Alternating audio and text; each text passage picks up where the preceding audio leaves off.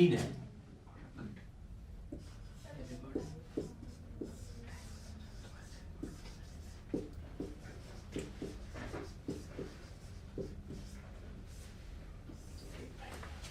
ये भारत में निवासियों के अथवा व्यक्तियों के वो मौलिक अधिकार हैं जिसको कोई भी राज्य नहीं ले सकता, इनका कोई भी राज्य उल्लंघन नहीं कर सकता।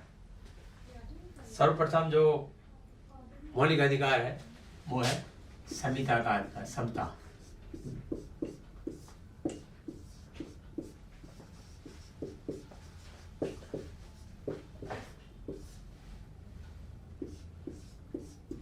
अनुच्छेद 14 में, भारत के संविधान के अनुच्छेद 14 में समता का अधिकार है। इसका अर्थ है कि भारत में जो विधि है, कानून व्यवस्था है, वो उसके सामने सभी व्यक्ति समान है, ना कोई ऊंचा है ना कोई नीचा है। कांस्टेबल से लेके प्राइम मिनिस्टर तक है, प्रेसिडेंट तक सभी समान है। इसके साथ साथ जो अनुच्छेद 14 का दूसरा जो प्रोविजन है वो बहुत महत्वपूर्ण है, इक्वल प्रोटेक्शन ऑफ लॉ। अगर कोई ऐसी परिस्थिति आती है तो कार्यपालिका सभी को समान संरक्षा प्रदान करेगा।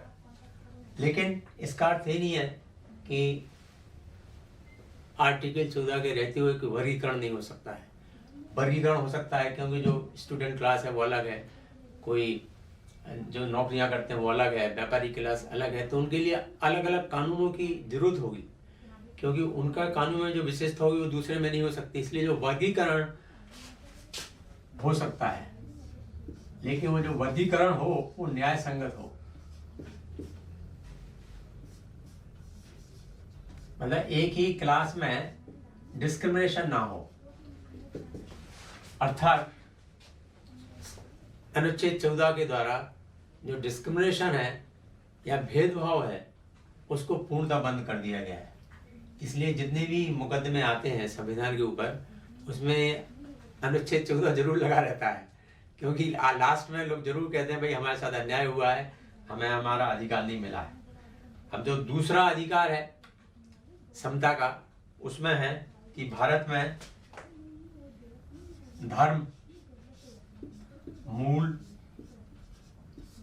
वंश, जाति,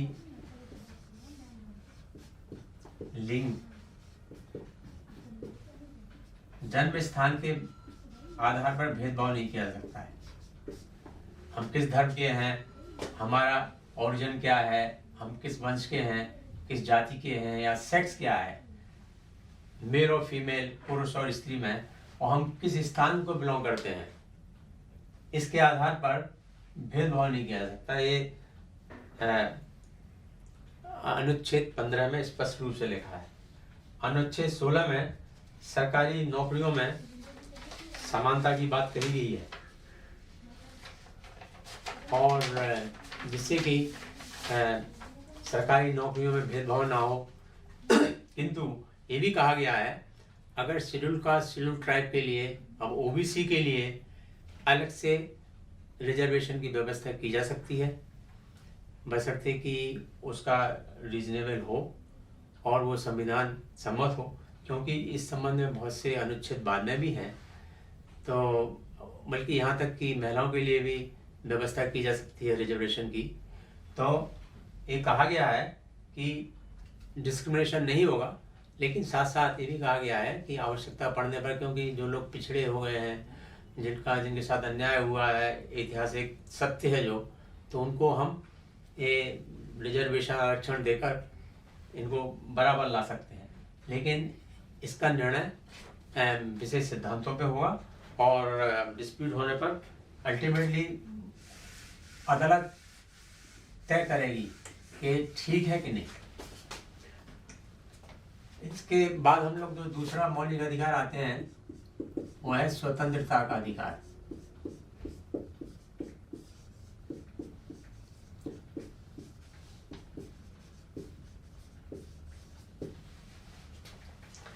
ऐसा ही नहीं है कि हम भारत एक है, लेकिन हमें पूरी स्वतंत्रता है भारत में बोलने की।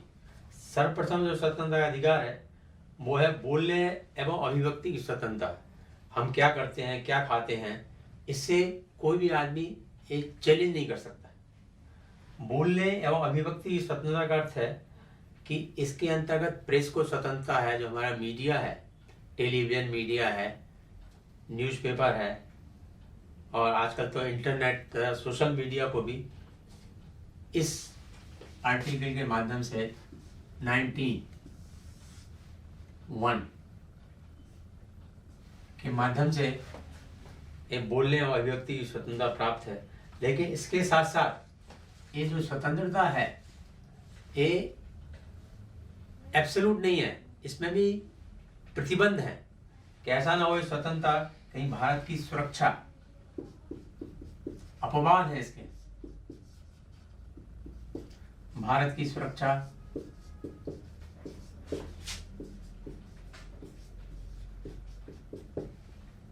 प्रभुता और अखंडता,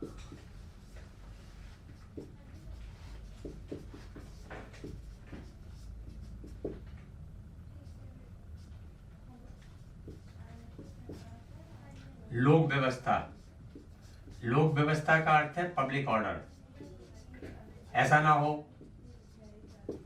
कि ये जो स्वतंत्रता है ये जो हमारे यहाँ लॉ एंड ऑर्डर की प्रॉब्लम क्रिएट कर दे, लोगों में दंगा फसाद होने लगे, और सदाचार, डिसेंसी,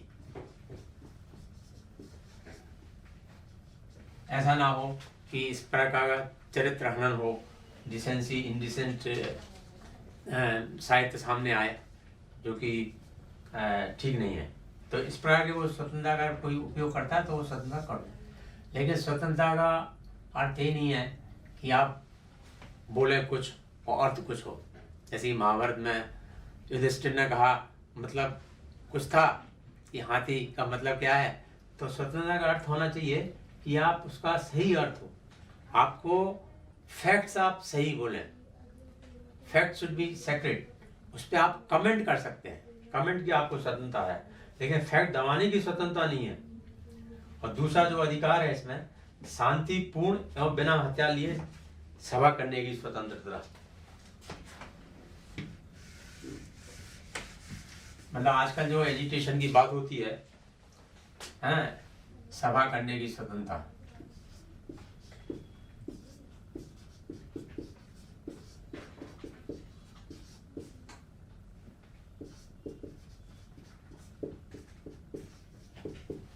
आप किसी भी विषय पर एजिटेशन कर सकते हैं, लेकिन वो शांतिपूर्ण एवं बिना हथियार के होना चाहिए। इसमें भी बहुत से रिस्ट्रिक्शन है, तथा सुप्रीम कोर्ट ने हाल ही में कहा है कि ऐसा ना हो कि आपकी स्वतंत्रता की वजह से सामान्य जन की स्वतंत्रता अवरुद्ध हो। अगर वो अवरुद्ध होती है तो आपकी स्वतंत्रता कम हो सकती है। तीसरा है संगठन बनाने की स्वतंत्रता।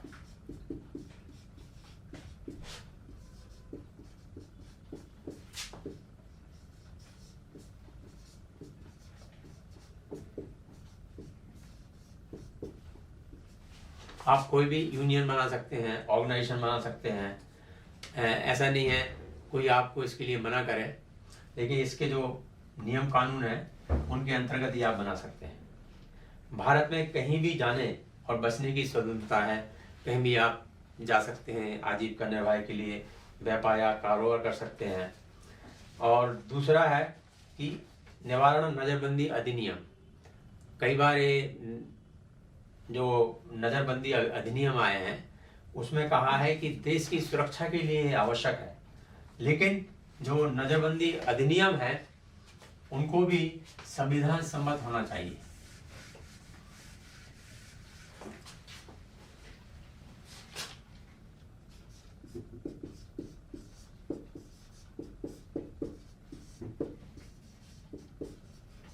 आजकल कई नज़रबंदी अधिनियम हैं जिनके आधार पर पहले भी था, इमरजेंसी में भी थे, लेकिन ये भी संविधान के मूलभूत ढांचे के अनुसार जो भारत का कानून है उसके अंतर्गत ही होना चाहिए, उन्हें पूरा अधिकार होना चाहिए। यहाँ तक कि कहा गया है कि हवालात में रखने के पूर्व, किसी की गिरफ्तारी करने के पूर्व उसे लिखित रूप से बताना अनिवार्य है, तथा उसे अपने वकील से परामर्श करने और पैरवी करने के लिए स्वतंत्रता है, ऐसा सुप्रीम कोर्ट का जजमेंट डी के बसु केस में आया। और सभी को नज़रबंदी कानून में खैर 24 घंटे में मजिस्ट्रेट के सामने प्रोड्यूस करने की आवश्यकता नहीं है, लेकिन और दूसरे केसों में 24 घंटे में मजिस्ट्रेट के सामने प्रोड्यूस करना बहुत ज़रूरी है। अनुच्छेद 21 बहुत ही इम्पोर्टेंट वो है, इसको कहा जाता है राइट टू लिव।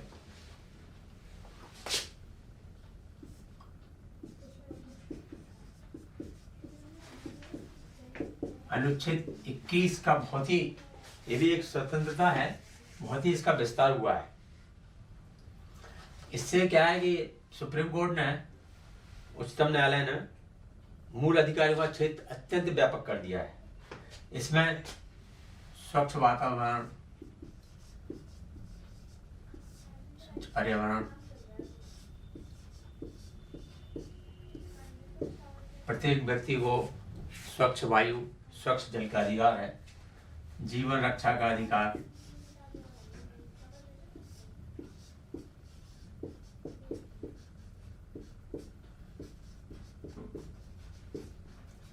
और जो आजकल हम लोग चर्चा करते हैं बहुत, वो है निजता का अधिकार।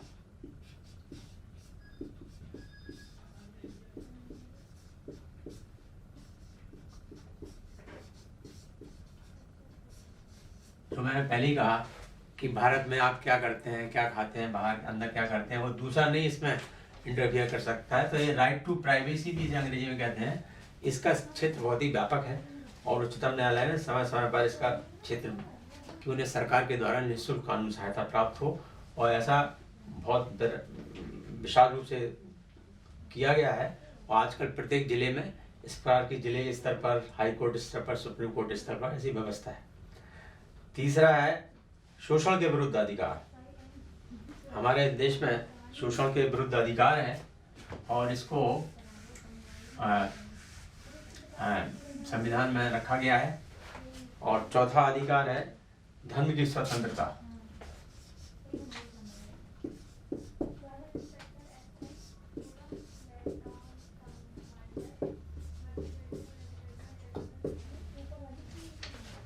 लेकिन धर्म की स्वतंत्रता किस हद तक हो सकती है, इसका अर्थ ये नहीं है कि सांप्रदायिक स्वतंत्रता। धर्म क्या है इसकी व्याख्या किंतु न्यायालय देखेंगे। जैसे बड़ा न्यायालय ने कहा, सुप्रीम कोर्ट ने, मस्जिद इस्लाम का आवश्यक अंग नहीं है।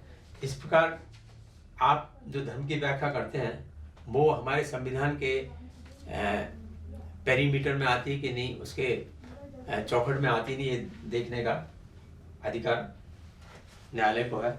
ऐसा ना हो कि आपकी धर्म की स्वतंत्रता से दूसरों की धर्म की स्वतंत्रता बाधित हो और देश में कोई हिंसा हो। संस्कृति और शिक्षा का अधिकार।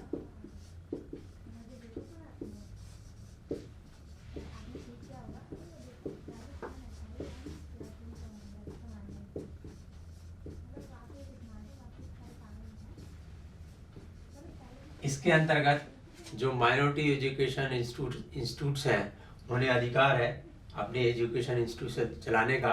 इसके अलावा जो आदिवासी हैं, सब लोग हैं, उनको अपनी संस्कृति का संरक्षण करने का अधिकार है। छठवां अधिकार है संवैधानिक उपचारों का अधिकार।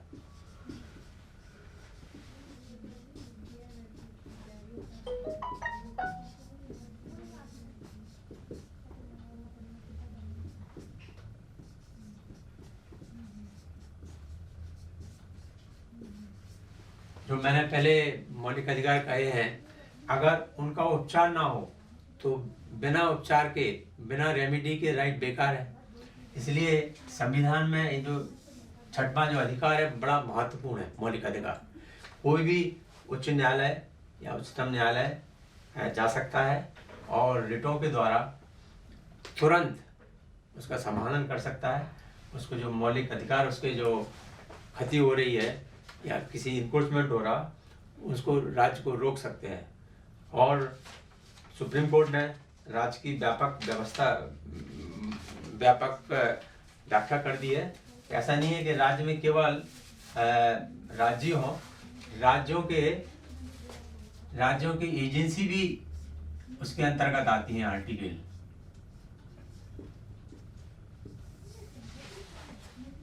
उनके विरोध भी व्यक्त किया जा सकता है, जिनमें जहाँ से सरकार का थोड़ा भी पैसा जहाँ पे इन्वॉल्व हुआ है वहाँ पे उनके विरोध में अगर कोई मौलिक अधिकारों का हनन हो रहा है तो आप जाकर उच्च न्यायालय, उच्चतम न्यायालय से तुरंत रिट है वो तुरंत आपको रोक हो सकती है, आपको इम्प्लीमेंटेशन का अधिकार मिल सकता है। अभी हाल ही में सुप्रीम कोर्ट ने यहाँ तक के कह दिया बीसीसीआई भी इसके अंतर्गत आता है, क्योंकि बीसीसीआई के कार्यकलापों में जनता का बहुत ही इन्वॉल्वमेंट है। आजकल जनता क्रिकेट के पीछे बहुत ही दीवानी है भारत की, इसके अलावा लाखों करोड़ों रुपए इन्वॉल्व है, इसलिए सुप्रीम कोर्ट इसका भी क्षेत्र विस्तृत करता जा रहा है। पहले संपत्ति का अधिकार अनुच्छेद 31 में था, संपत्ति का अधिकार, लेकिन अब इसे हटाकर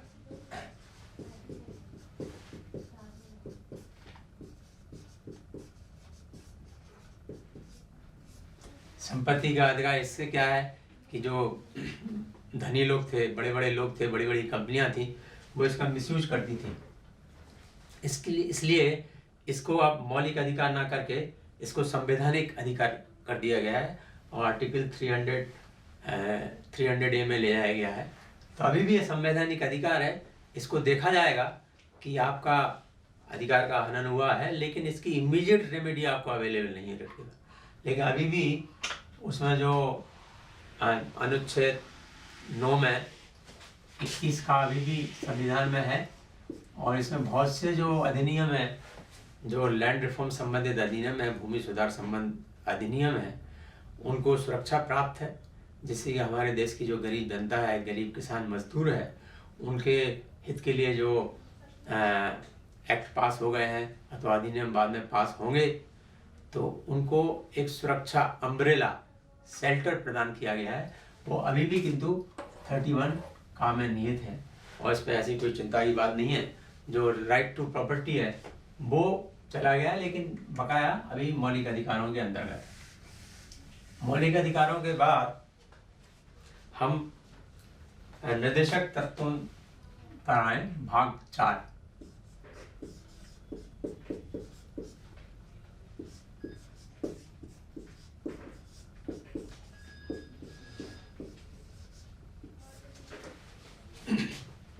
निर्देशक तत्व भारत के संविधान में इसलिए रखे गए हैं ताकि राज्य को नीति बनाते समय ये मार्गदर्शक हो और जो लोक कल्याणकारी राज्य की स्थापना के लिए लोक कल्याणकारी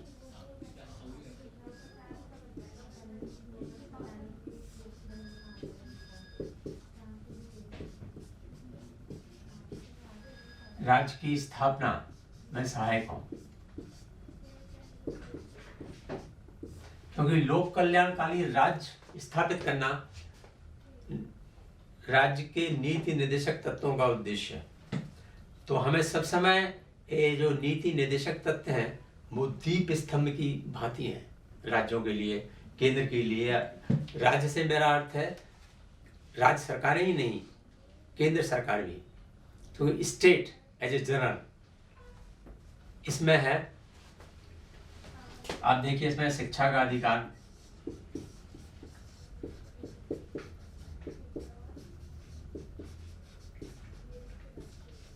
अभी जो निःशुल्क शिक्षा कर दी गई है उसका पहले से निर्देशक तत्वों में एक निर्देशक तत्व था निःशुल्क विधिक सहायता, जो मैंने कहा एक मौलिक अधिकार कहा है, किंतु ये एक निर्देशक तत्व भी है कि जब तक लोग कोर्ट नहीं जा सकते, सहायता नहीं लॉ की प्राप्त होगी, तो क्या ग्राम पंचायतों का संगठन,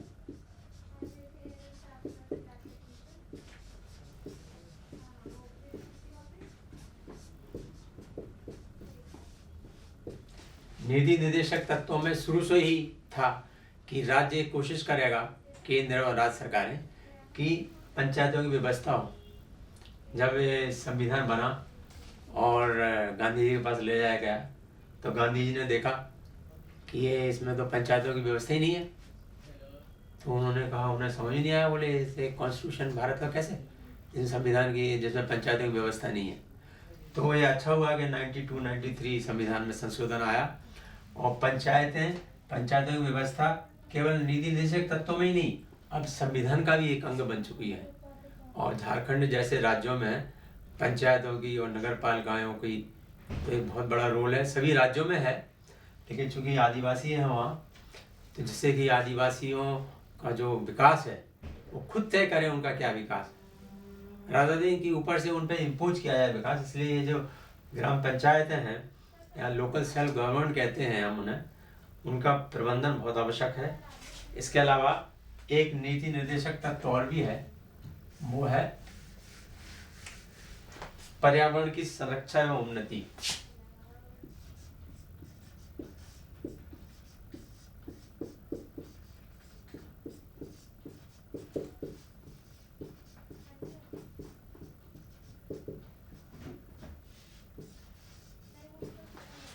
ऐसा है कि प्रदूषण नियंत्रण हम करें ठीक है, वो तो हुआ नेगेटिव एस्पेक्ट, लेकिन हम इसकी उन्नति भी करें।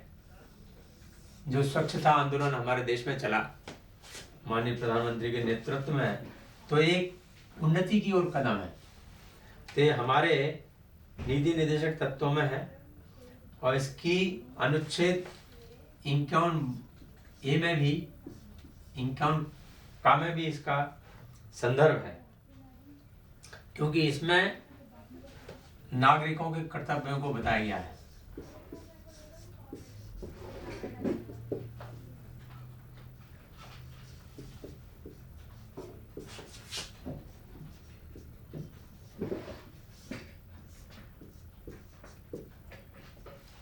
नागरिकों के मूल कर्तव्य, ऐसा ही नहीं हो हमें मौलिक अधिकारों की बात की कि नागरिकों के ये मौलिक अधिकार हैं, ठीक है, अधिकारों के साथ कर्तव्य भी बहुत जरूरी है, क्योंकि अधिकार और कर्तव्य एक साथ चलते हैं।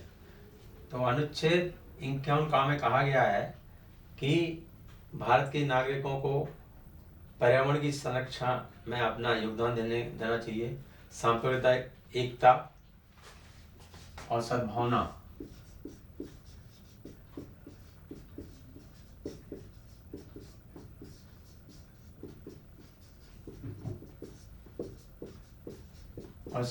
रखना भी उनका कर्तव्य है। और सबसे बड़ी बात जो कही गई है, वो सामाजिक जो संपत्ति है उसको तोड़-फोड़ करने का अधिकार नहीं है, उसके विरुद्ध एकजुट होना चाहिए। साथ साथ सुप्रीम कोर्ट ने इसको आगे बढ़ाया है और अभी स्थापित हो चुका है कि राष्ट्रीय ध्वज, राष्ट्रगीत और भारतीय संविधान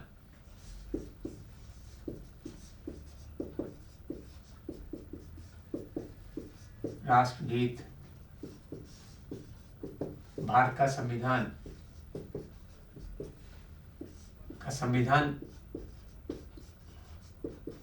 का सम्मान करना भी प्रत्येक नागरिक का कर्तव्य है।